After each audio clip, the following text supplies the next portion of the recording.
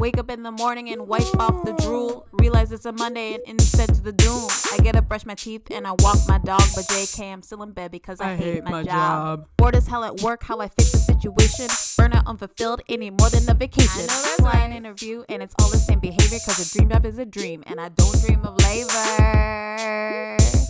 I say the dream job's just a dream, and I don't dream of labor. I am in a meeting. Sorry. See what full-time capitalism do to you? All these I Quit vids on YouTube got me really intrigued. All these jokers got mad savings from big tank salaries. So looking at these options, I'm not sure of my fate. Let's turn to future Aussie, cause it's never too late. Hey, I don't dream of labor. Hello, my name is Ozzy, and I just celebrated my 1-year anniversary since I left my full-time job back in April 2022.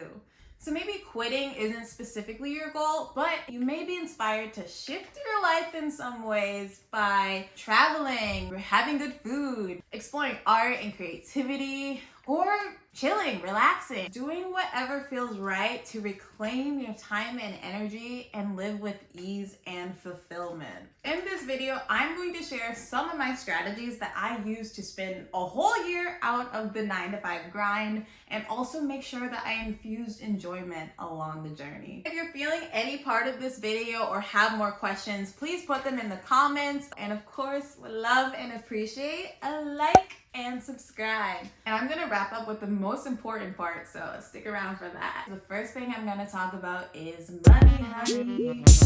Money is a huge part to a lot of life transitions, especially quitting your full-time job. The good thing is that there are options based on wherever you're starting out financially. And the best way to figure out the right plan for you is to understand your risk tolerance and your lifestyle non-negotiables. I have a very anxious relationship with money. So for me, the magic number for savings was 4 to 6 months of my living expenses. I wanted to make sure I could live in a way that wasn't sacrificing my lifestyle. I wasn't gonna be eating like big old bags of Costco cereal for every meal for months and months on end. That was not the vibe. That was not a cute look for me looking unemployed. My budget included things like entertainment, health and fitness. I definitely recommend just taking a look at your spending habits and kind of figuring out which are bad habits that you kind of want to get rid of anyway. That bad spending money can go towards your future freedom fund. And my favorite ways to use all this money that we're saving is through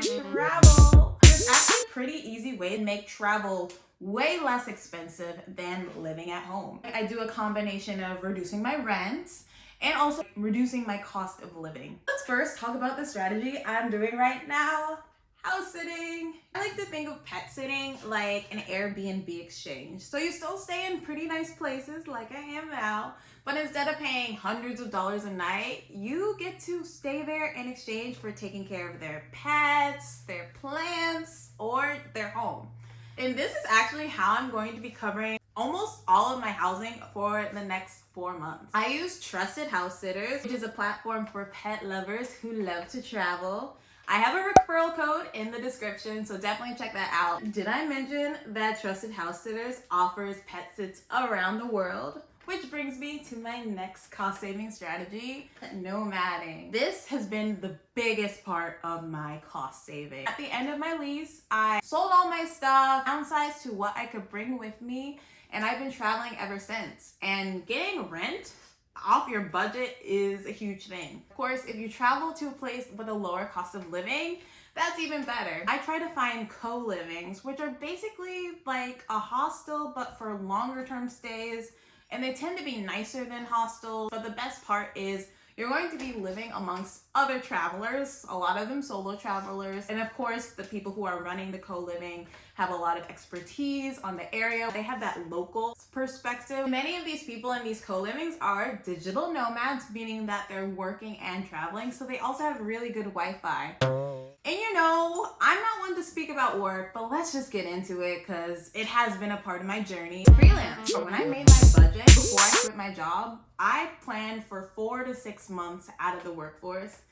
And it's a year and counting. And look, I am still not working full time. I will say freelance is far from perfect. I am definitely thankful for getting into freelance because it's allowed me to maintain all of the parts I love about not working full-time. It's given me some, but not complete financial relief. But I will say I'm really grateful that this year without full-time work has definitely changed my relationship with money for the better in a lot of surprising ways, as a resource that I can use strategically, not only to buy my freedom, but buy the resources to empower me towards my goals and to see certain things as investments. On the lines of mindset, if you're anything like me, you have a tendency to also know a lot of the things you want. I like to say you can either wait for someone to give you what you want, or you can create it. Of course, it would be amazing if your dream job existed, but your dream job might just be a seed in your mind that you need to nourish, water, and do that process to make it grow into your reality. Yes, it sounds like an intimidating journey. It might suck. And sucking just means that you just know your starting point as you grow and learn and get better.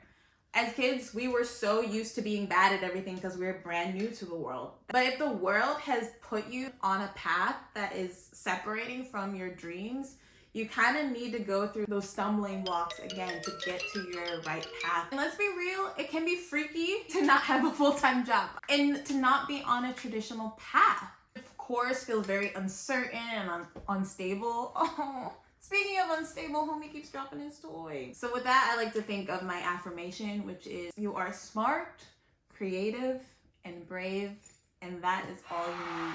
Fellow smart, creative, and brave people out there, let me know where you're at in your journey. And if you vibed with anything from the video, have more questions, want to hear more about certain things, please let me know. And of course, would love and appreciate a like and subscribe. I don't see you later.